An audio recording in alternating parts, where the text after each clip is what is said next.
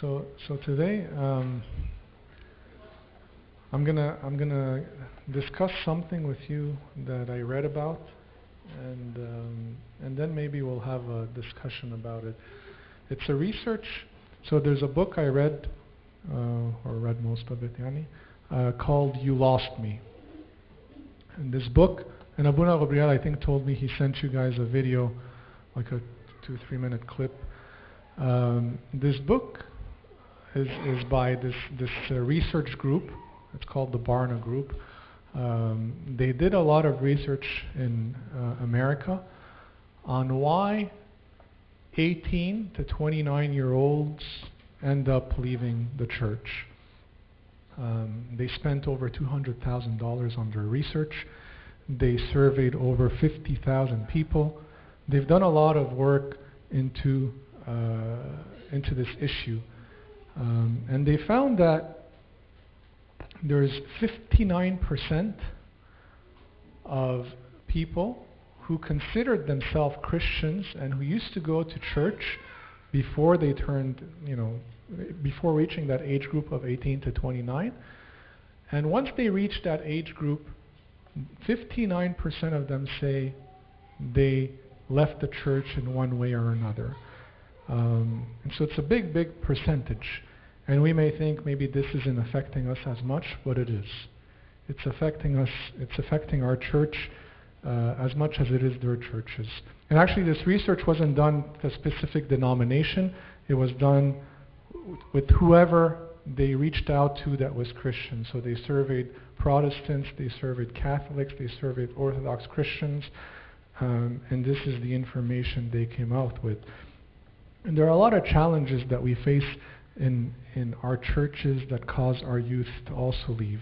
And even in Egypt, Abuna Dawood Lamai was saying, I met him in Phoenix, and he was saying maybe something like 50%, this is how he feels, like there's no actual survey that was done, but his feeling is maybe something like 50% of the kids, even in Egypt, are leaving the church in this age group. And so I'm just going to kind of bring to your attention the issues, then maybe we can talk about it together.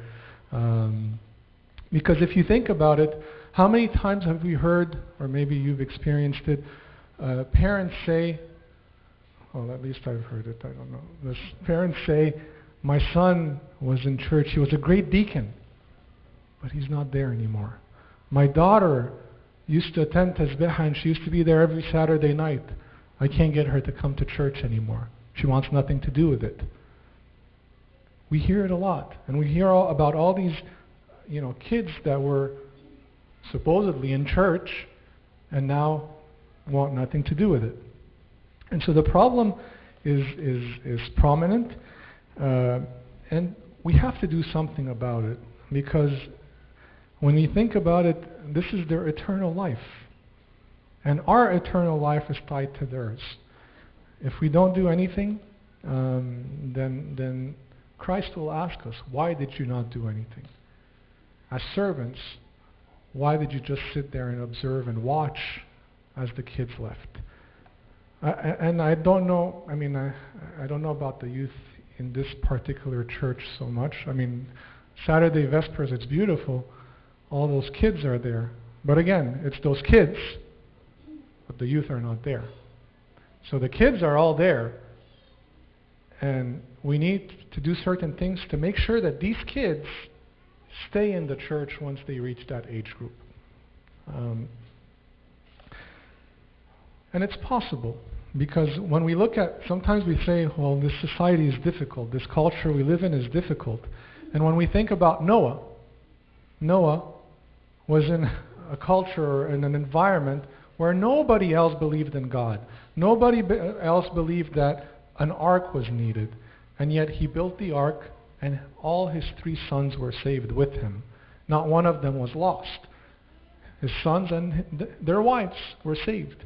And so we need to see how we can turn to God for certain things in order to not lose any of our children, or to do our best not to lose any of our children.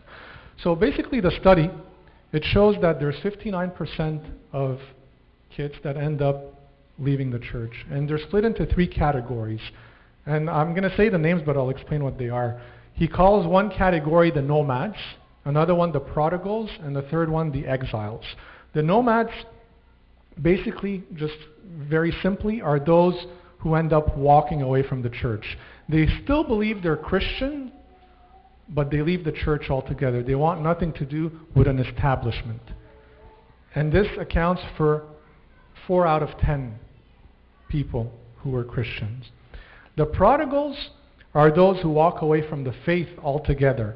So they leave not just the church, they leave Christianity altogether, and they become not just people who are neutral to it, but they kind of turn and become enemies to it, or they just label themselves as ex-Christians and they want nothing to do with anything Christian. And then the exiles, usually exiles lead into those 2 other ones. The exiles are those who are kind of lukewarm, or they feel like they don't know how to deal with this society, and so they're a foot in, a foot out, but mostly a foot out. They come occasionally, but they don't know what they want. There's something in them that says there's something good, but they don't know how to take this and experience it in the culture that we're in. And he makes a very nice analogy, and he says this is like Daniel in Babylon. Daniel had to do certain things in order to keep his faith in Babylon. He had to be equipped to keep his faith. But very often our kids are not equipped, and then they go out in this Babylon of ours, and they're not able to face what it is they face. And there's a digital Babylon that we have too, which is very difficult. And so they're kind of on a journey, these exiles. And the dangerous thing is, it's based on the culture. So one of the things, I was speaking to a bishop like 2-3 weeks ago, and I was talking to him about the youth. And his response was something this guy mentioned in his book. It was kind of dismissive. Like, no, they'll come back. And I looked at Sayyidina and I was like, really? This is your response to the issue?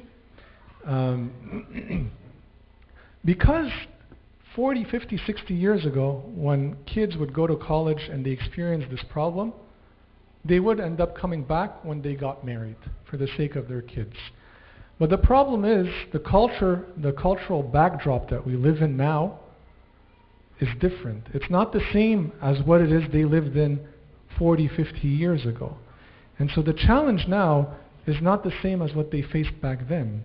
And so now they go out into this culture and they're immersed in it, and there's so much that shapes them and changes them, that when they're out of this phase, they're still, their mindset has changed. They become those prodigals that want nothing to do with the Christian faith.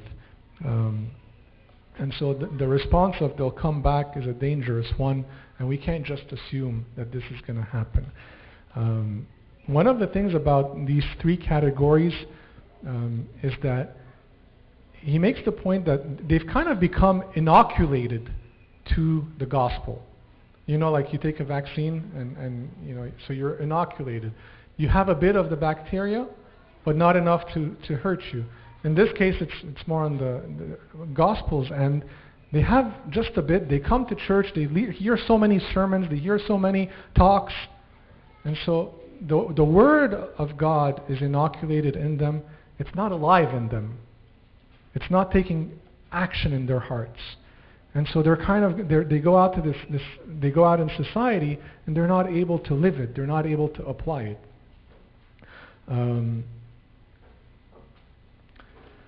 So the whys. And I'm going to say what the guy writes in his book, and I'm going to say what youth have told me as well.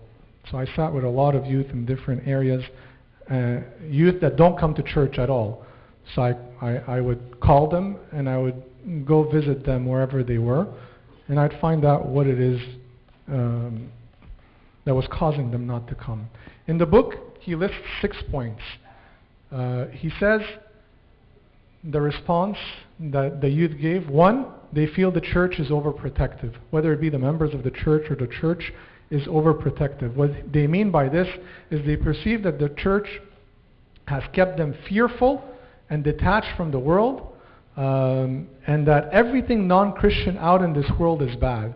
Movies are bad, music is bad, everything pop culture is bad. Everything about this world is bad, but we don't tell them what to do. We don't tell them how to deal with it. And so this whole world is bad, and so they feel choked. They feel this type of overprotection that they're talking about.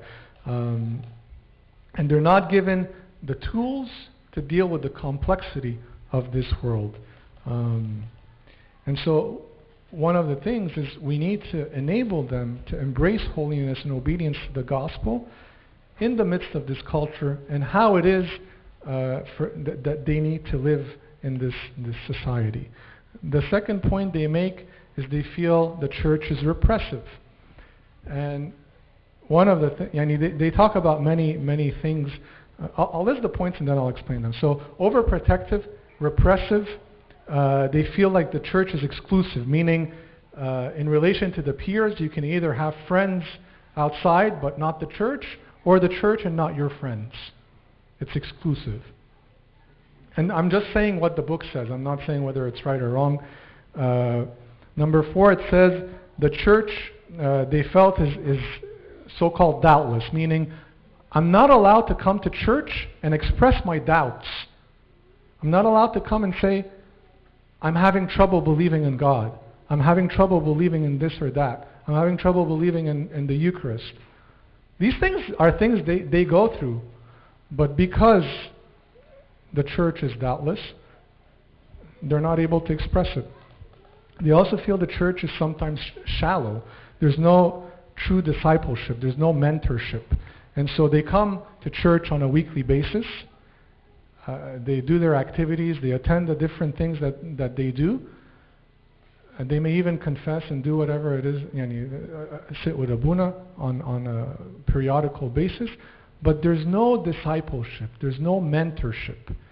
And this is a point that's very important. In order for us to make disciples of Christ, they were saying, and the point he's making is, we deliver so much information. And it's true. We deliver so much information. I'm delivering information right now.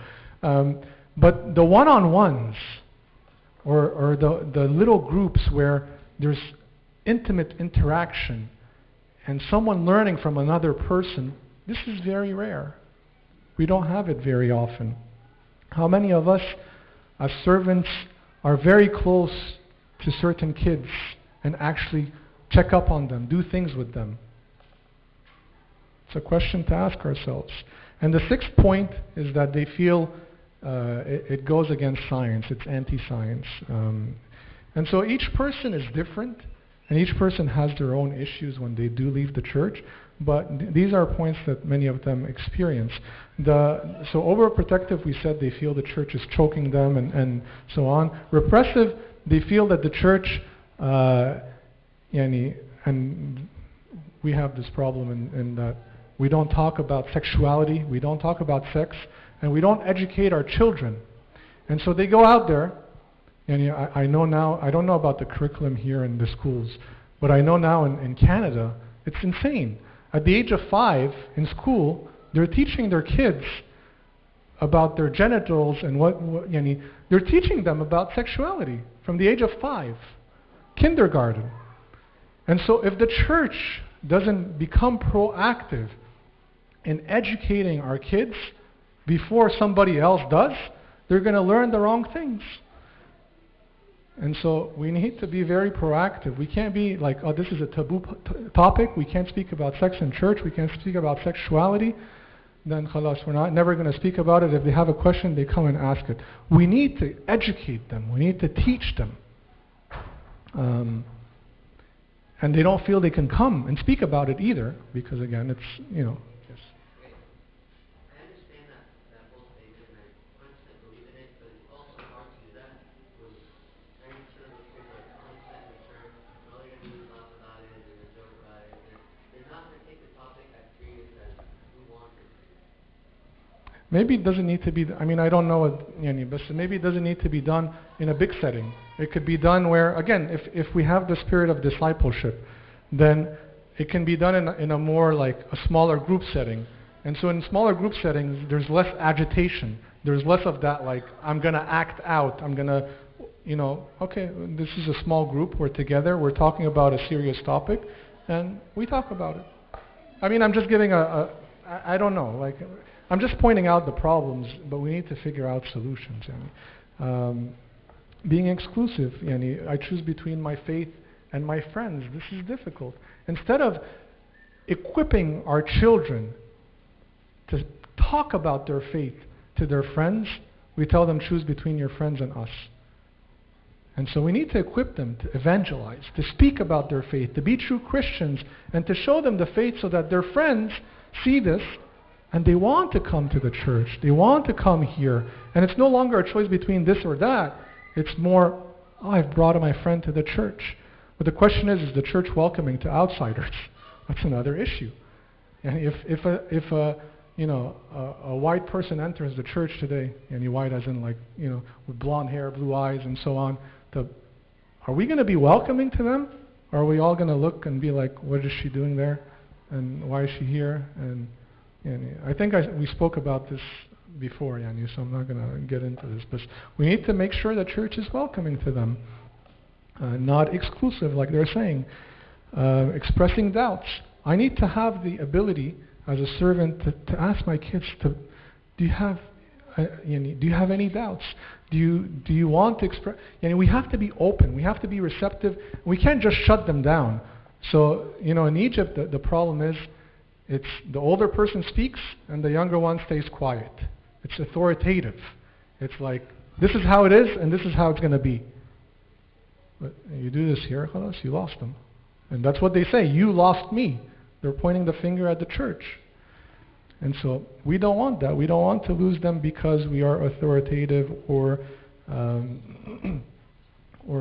following that mentality of, just the older speaks, the younger is quiet. And that's one of the issues. I mean, when I went and met with a lot of the youth, one of the things they said is, we're not heard.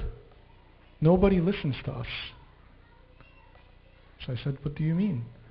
So they said, we have ideas, we propose them, nobody listens. We have questions, we're shut down. Nobody wants to answer our questions genuinely. It's just like, this is how it is and that's it. We need to teach them properly. The lectures, sometimes, you go to Sunday school and it's again like a one-way thing where somebody gives a lecture and that's it. Whereas they want interaction. I think the kids go to school, there's a lot of interaction in the way they learn and the teachers teach them with very interactive tools. And at a young age, the kids are giving presentations in front of their classes. Maybe we need to teach our kids to do the same here in our Sunday schools. They need to do the research. They need to, we equip them. Teach them how to research. Teach them how to present. Teach them how to look into their faith. For them to be able, one, to feel like they're participating and it's not just a one-way thing. And two, in this way, that'll be one way to equip them when they go out. They've researched something. They're able to speak about it. In one of the churches, they did a wonderful thing. They had like a summer event where the entire summer, each Sunday school in that church, they picked a topic. So, I'll try to remember. So one of them was like arguing the authenticity of the Bible, proving the authenticity of the Bible. And I'm talking about like 6th, 7th graders, right? Another church, another class was showing that evolution is not correct. So it's, that they were showing how things, and so on, like the proof of creation. And so each class picked a topic from I think it was kindergarten. I love the kindergarten kids. They were awesome. So, and they had one day where they all presented and they all participated, and they all showed their research, and they had like, these boards and different things that they came up with, and they spent summer doing it. And so these kids felt involved. They researched, they did things, and when you asked them questions, they were actually able to answer a lot of the questions. Not all of them, but they were able to answer a lot of it. Some of them researched the history of the church, and they were able to answer things about, the monasticism in the early, 3rd and 4th centuries. It was pretty impressive. And so they equipped those kids to do something. And the kids also felt like they were participating. And they were very enthusiastic about it. They were looking forward to it. Some of the kids told me as well. So I'll list a few things and I'll comment on them. I was told that, and this happens in almost every church, they feel judged by church members. And rightly so. The kids come in and the older people are talking about them. And we have to realize the culture here is different. And so if a 13 or 14-year-old guy is talking to a 13 or 14-year-old girl outside in the hallway, don't smack them on the head. Like, they're going to go outside at school and talk. And so, but if you go smack them on the head, you're telling them, we don't want you, we're rejecting you. If you want to educate them about the dangers of doing certain things wrong, not about them talking to one another. There's nothing wrong with them talking. Let them talk. This is the Egyptian thing. I think even Egypt is more open than here right now. So we have to be very careful. It's a problem. And I've heard it from teens who are like, once they're done, once their parents are not forcing them to come, they're out. They're not coming. Who's going to force them? Nobody. They're old enough to say, I'm not coming. Yes. They're old enough to say, I'm not coming, and that's it. And so we have to be careful not to push them away, not to judge them. A few people in one of the churches, they had made they told me certain things that they had done. And so they made mistakes. They enter the church and it's like, what are they doing there? Why are they here? Have we forgotten the church is the house of sinners, the hospital for sinners? We're here to be healed of our sins. But we expect everybody to enter as saints. If we are saints, then I don't know if it's the right place for us, but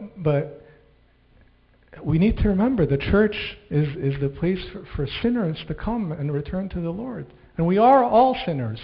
And so we're all coming here asking for the mercy of our Lord. And so we're not in a place to judge those who are coming and who have made mistakes. Sometimes they haven't even made any mistake, and yet we're gossiping and talking about them because of a perceived mistake that we think happened. Like I said in the sermon, sometimes we jump to conclusions so quickly and we gossip about people, and this pushes them away. They leave. They don't want to have anything to do with it. And so they feel judged by church members. They feel rejected. They feel like it's not welcoming. They also feel the hypocrisy in the church. We preach Christ, but we don't live Christ. I was telling Abuna about there was a Russian Orthodox metropolitan Anthony Bloom. And if you have the opportunity to read any of his books, they are amazing. There's a wonderful book called Beginning to Pray by Metropolitan Anthony Bloom. It's very good. But besides this, he had a lecture series that's called Churchianity versus Christianity. And he was making the point that very often we are church goers, but we are not Christians. And he was talking about himself. He was a 70-something-year-old man, and in all humility he was saying, I suffer from this, and I struggle with this. We come to church, and we go through the rituals, and we do all the various things, but we are not living the Christian life. And so we become hypocrites in that, I come to church, but I point my finger at all the faults of others. Or I come to church, but I'm not loving. I have arguments in church, this group against that group. And so the kids come, when they're 18, 19, 20 and they see this, they have trouble understanding, why should I be part of this? How is this any different than people outside? Actually, the people outside are better, is some of the things that they say. People outside are not having these silly arguments. And so,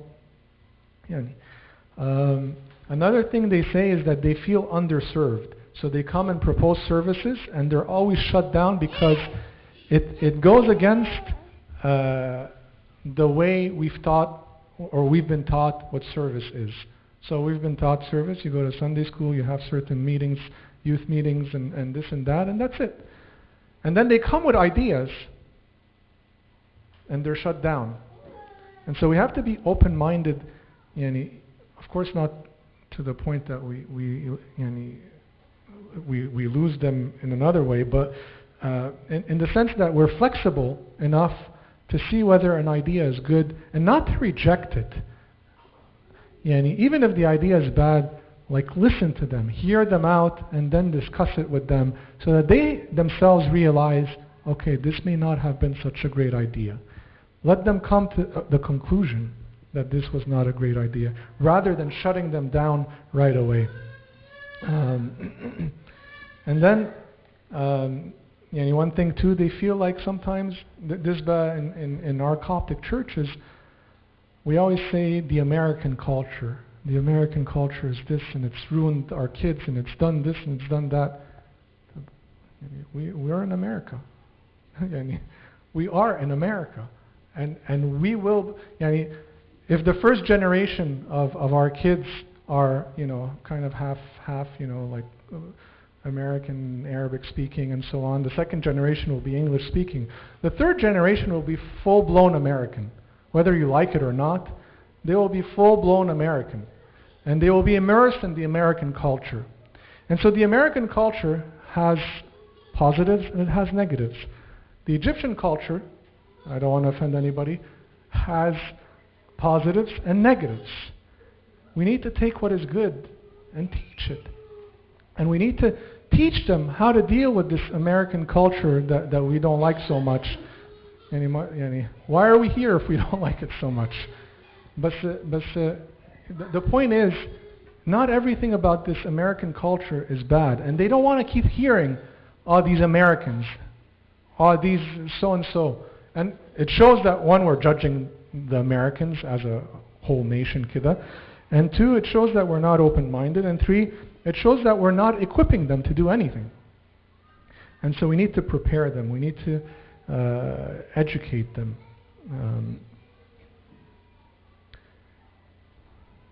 Sorry, I'm just looking at the notes to see if...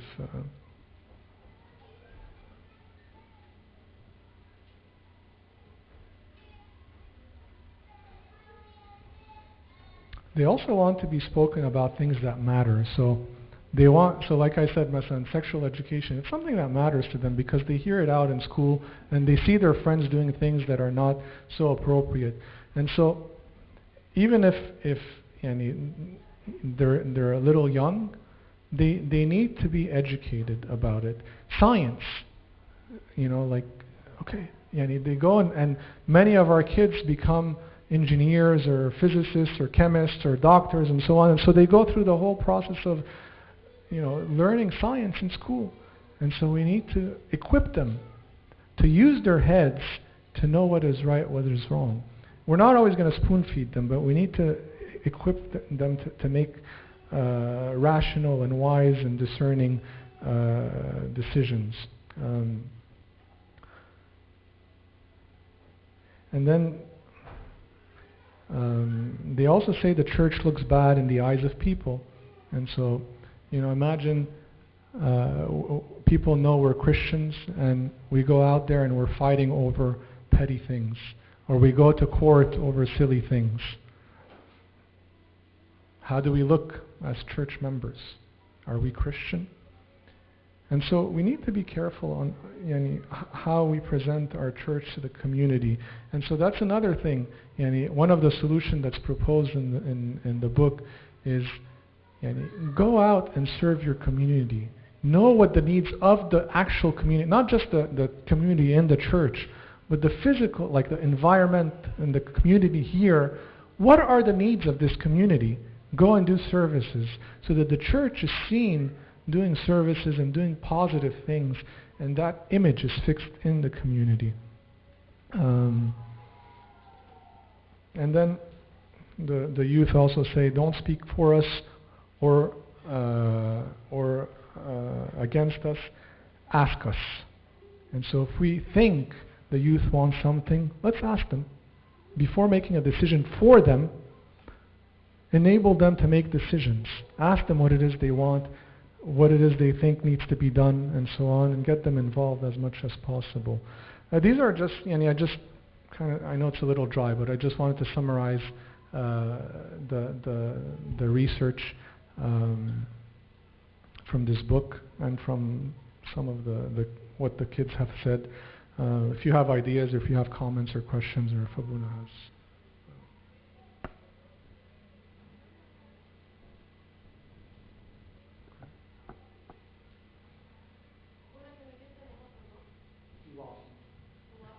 You lost me.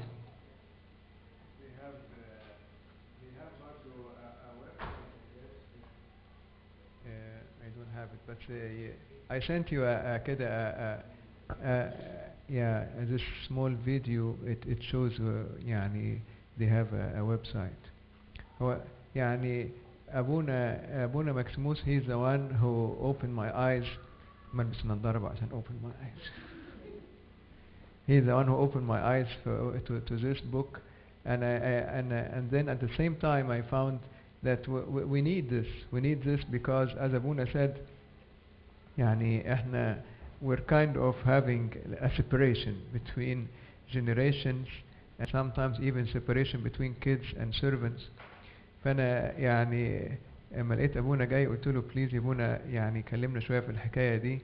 بس my intention حتى قبل ما أعرف إن أبونا جاي إن إحنا نسمع منكم علشان خاطر نتفق مع بعض. عشان نتفق مع بعض. As Abuna said, before you make decisions for others, ask them what they want. Ask them what they want. from your experience كده هو تخلينا نتكلم مع بعض وفي وجود أبونا نستفاد من خبرة أبونا. أبونا مش بس بقى بيخدم كنيسة، بيخدم كل churches بتاع تكساس. فنسمع من أبونا الردود، بس نسمع منكم الأول اللي انتوا حاسينه خدمة الأولاد ناقصة في إيه؟ What are we missing in serving the kids? Different ages, as Abuna just said. إحنا we're supposed to cater to kindergartners how to know their church and how to know even their own bodies والكلام دوت صح؟ let's talk a little bit together as much as the time allows. So maybe we can agree on some stuff and we start to apply it as much as we can. According to what we heard, what do you think? Ashraf.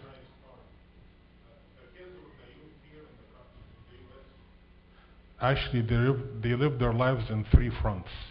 The church is one of them, school is second, and home is third.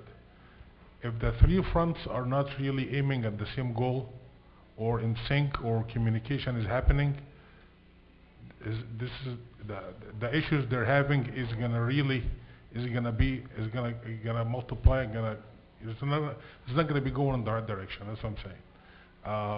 That's why, because if when they have three different fronts, the youth or the kids, if there's one of the fronts they don't like, they tend to jump on the other one or the other two.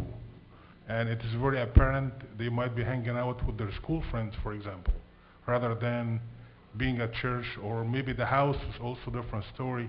So I think that's the core of the problem, the communication, and not really having the same goal for the three, the three ways they live their lives. Are almost like a schizophrenic with three characters. So kind of like they see something at home, they got treated a different way. Church is different, then school is totally different, especially with their friends also at school and their habits and behaviors. And they bring this back to church or try to mimic that at church. That probably makes a lot of people critical of them and judgmental to them. suggestion is we really need to know, what their schools are all about, what their schools are teaching them.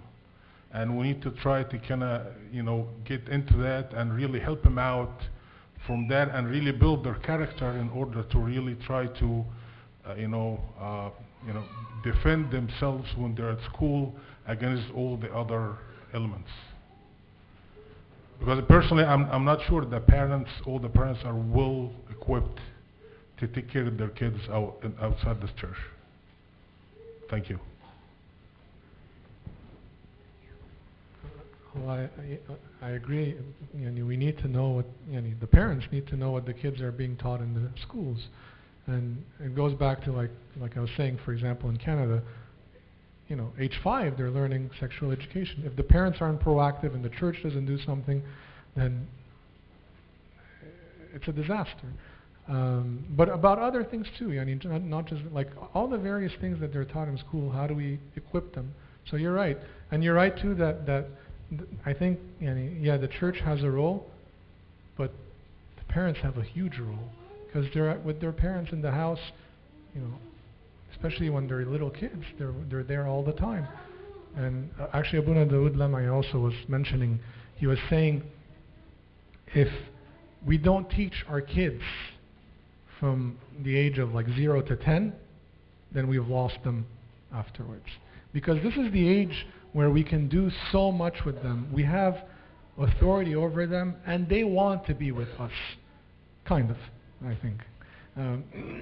But after that age, they go through puberty, and they go through rebellion, and so on. And so it becomes more challenging to have them sit down with us, to do things with them. So the parents have a huge role, before the age of 10, to equip their kids and to make them, that's one of the things I keep saying. We need to make disciples of Christ, not disciples of a establishment, not disciples of a person, disciples of Christ himself. Show them Christ. Show them Christ in our church, show them Christ in our family, show them Christ in everything we do, and teach them who Christ is. But if they don't see Christ, then why would they want to follow? Or who do they want to follow? It's not Christ. And so we need to be very careful in making them true disciples of Christ. The challenge is how. أنا مثلا خليك هنا عشان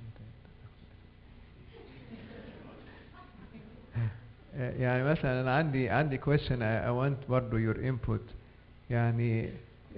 we need to admit in many kids they are disconnected from قداس. Many kids are disconnected مثلا from the Bible, disconnected from أجبية, disconnected from many of our lessons. فاحنا عاوزين برضو discuss this. what can the church do to implant القداس جواهم, وهل احنا فعلا connected ولا لا؟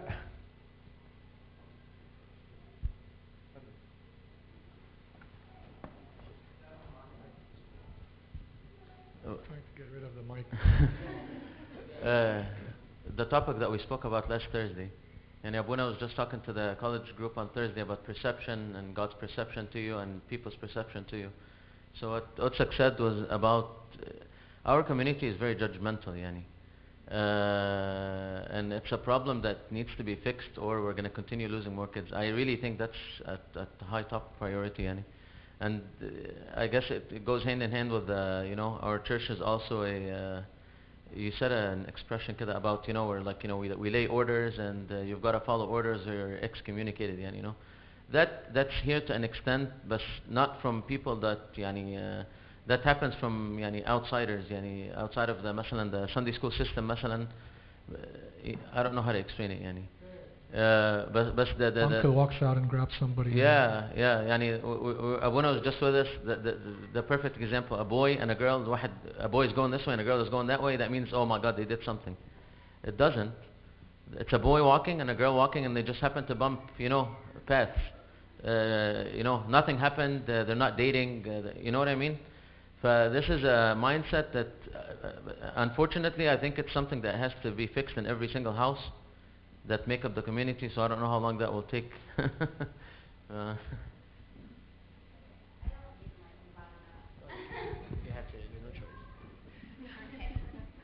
All right. So I think there's another problem, and the problem is that we tend to go, oh, the parents need to do this, the parents need to do that, but we can't control the parents, unfortunately. Like, there's nothing we can do to the parents, right? So what can we do to solve the problem? And we have an hour with these kids every Sunday. We have visitations. We have calling them, texting them, knowing what they're doing, you know? And we can be a huge part of their lives if we really, really want to. And I'm not going to say it's going to solve the parents' problem, but if they have a problem in school, instead of not talking to their parents or not talking to anyone, they can feel like comfortable to talk to us. So I feel like we sometimes are like, oh no, this is the parents' problem. Parents need to do that and they're not doing it, so we can't do anything about it.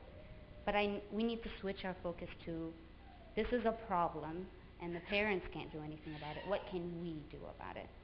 Because we really can't control the parents, unfortunately. I'm not saying it's the parents' problem, but I'm saying, and I was going to finish something about us as servants. We have a small problem, but it's a cultural thing. Seriously, the whole yani. I don't know how to get rid of that, and I've seen it especially in high school and college and stuff. So many kids that don't come just for the fact that when they come in, they're being talked about. And the sad thing is they're being talked about by their own parents, to other parents. So imagine I go say to another parent, oh, you know, my son, he does this and that at school.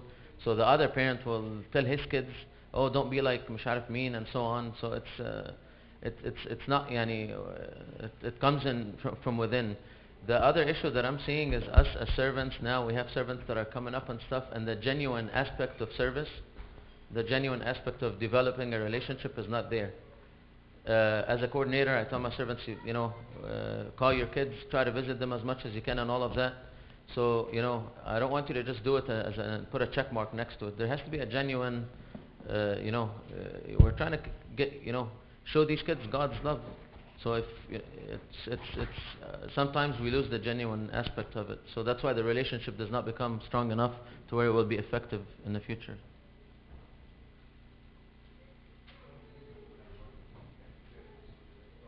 Well, parents definitely, I witnessed it in a house. I went to visit. When I go visit a kid, I do not stay in the house. I go take the kid outside because when I sit, it's always the parents talking bad about the kid and it's a fight.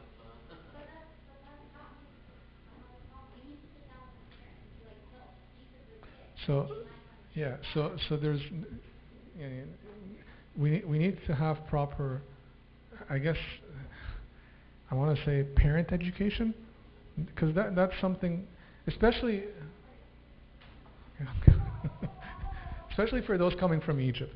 Like, they come with a different mindset, a different culture, a different mentality, and they come trying to raise their kids the same way they're raised in Egypt. And so if I'm coming from Mesa somewhere in Upper Egypt, where a girl can be looked at as, we got a girl, but my boy is my treasure, and I come here and I treat her the same way, it sticks out, because the rest of the community treats men and women the same way, or is supposed to, yani. So we need to educate the people, I think, especially parents. So maybe we need parental education, I don't know. And at the same time, she's right in that, like I was saying, there needs to be mentorship, there needs to be discipleship in that, or like you're saying to your servants, like, we need to have a true relationship with our kids so that when they're stuck, I remember growing up, the first person I called when I was in trouble was not my parents, was not my priest, it was a servant. Because he loved me. And he was always there for me. Until now, I call him. Not about, now I call him just to say hi. But even when I wanted to become a monk, the first person I told outside of Abuna, before my dad, was this servant. because I wanted to know his opinion. He had a true relationship. I felt like I was learning from him, and even when I made mistakes, and I made many, never, ever, ever did he push me away. Never, ever, ever did he smack me for something I did. He would tell me what was right, what was wrong, with love, and he did it with a laugh. Always, even when I did something wrong, with a smile on his face, he would correct me. This is a true servant. This is a true servant. Yani, we need to be all like this servant Abuna is talking about. And this what بقى gives the lasting impression. ده اللي يدي بقى البصمة اللي تقعد العمر كله مهما اتكلمنا ومهما عملنا curriculums and whatever theory. هو ده المطلوب. الخادم اللي قريب وزي ما ماجي كانت بتقول برضو and other people be close. وزي ما ابونا قال في الوعظة be close to them. They even those who are يعني not listening and not behaving and not if you're close they will need you at a certain point, and as Abuna said they will be ashamed of Abuna to go tell him, but they will not be ashamed of you because they know you love them and you are like them. When they look at Abuna as a holy figure, يعني I'm so يعني I feel bad to say that, but this how people look at Abuna, oh this is holy. He will not understand the struggle I'm going through, but you as a servant to him or her, you'll be very close. You'll be very close. I guess احنا we're running out of time, بس يعني those who are raising their hands we can quick كده نسمع, and I suggest ان احنا maybe have another time برضو continuing this discussion, because as we want to hear the kids, we want to hear the servants even more important يعني. فاحنا we'll have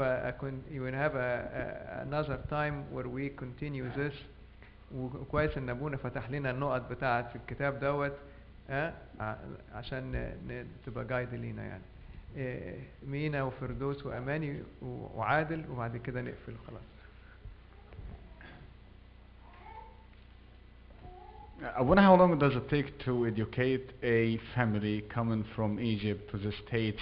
They don't know the language, they don't know the culture, the lifestyle, and having into consideration that schools aim at Americanization?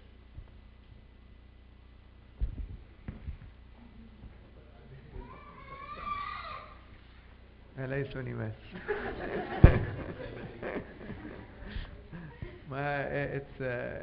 it's an inequality. صعب خالص.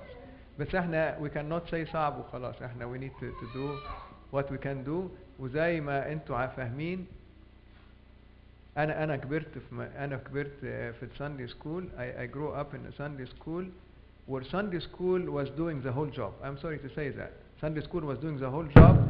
Parents were careless. هناك ما فيش حكاية الكالتشر جاب ودوت, بس parents were careless. They never go to church. But kids will not allow that they never go to church. And kids of parents who never go to church, they become church goers and servants and even more. فاحنا as Maggie said يعني a moment ago, احنا we need to do whatever we can do. Yes, a church will do some parent education, بس احنا as servant we need to be there for the kid, help him even if the parents are talking يعني Egyptian culture. If the parents are not helping the kid to grow, are not making good choices for the kid, we are there. We are there, and I'm supporting you as a servant. يعني me as church, I'm supporting the servant to get the message through. بسرعة كده فردوس وأماني وبعد كده we conclude.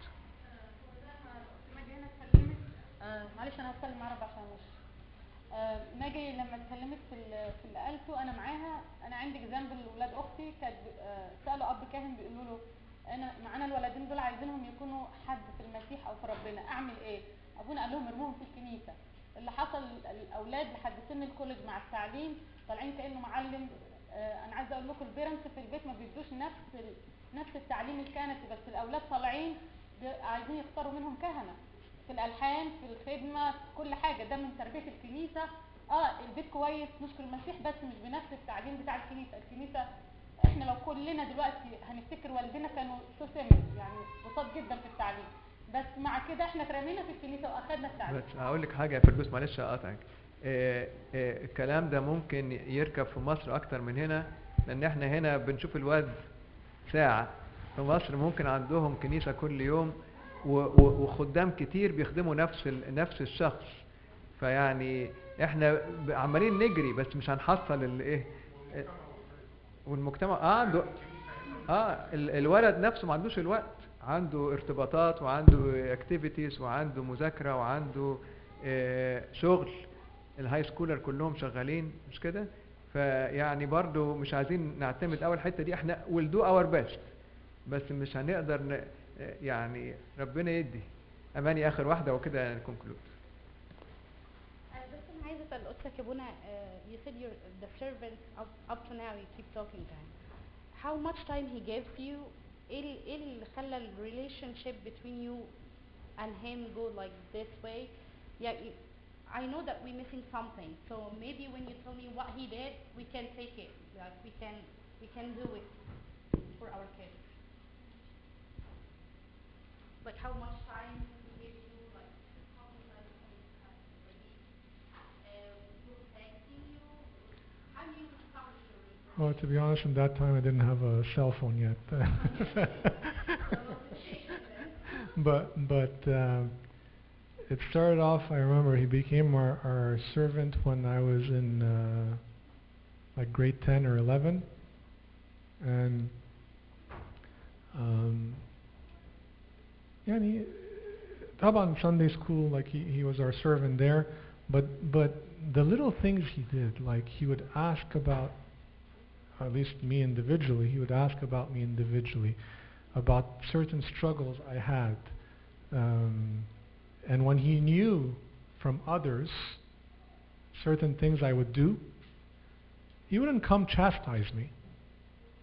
He would come joke about it in a very loving way and then correct me. When I,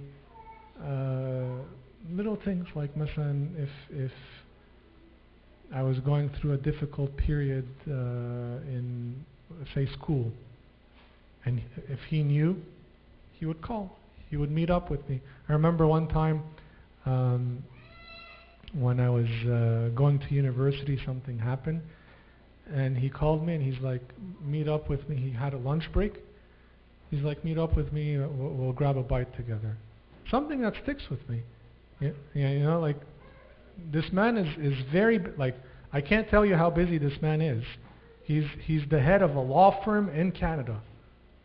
Like, heading the entire law firm, not just in a location. He's like heading a whole international law firm for all of Canada. So to show you how big and how busy he is. And yet, yeah, so he's busy. But yet, he opened up his life to, I know several of us were always touched by him.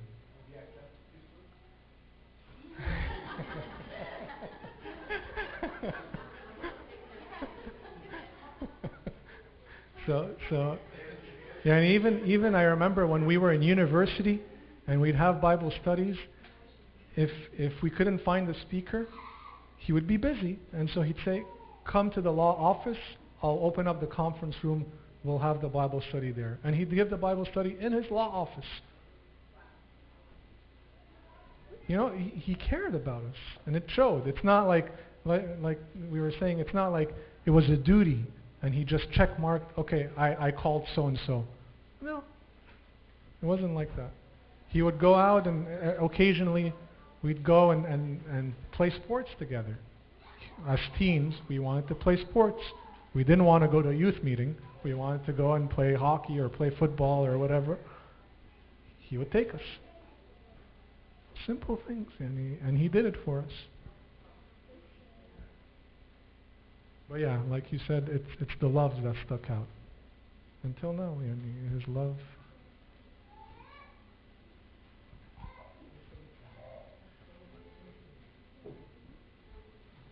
طيب اتفضلوا. صلوا.